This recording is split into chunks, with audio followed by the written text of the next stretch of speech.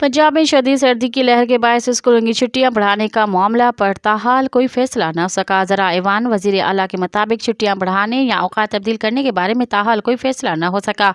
निगरान वज़ीर आला पंजाब छुट्टियां बढ़ाने के हक़ में नहीं है। महकमा स्कूल एजुकेशन जल्द वज़ीर आला को अपनी सिफारिशात पेश करेगा, जिसकी रोशनी में वज़ीर आला फैसला करेंगे।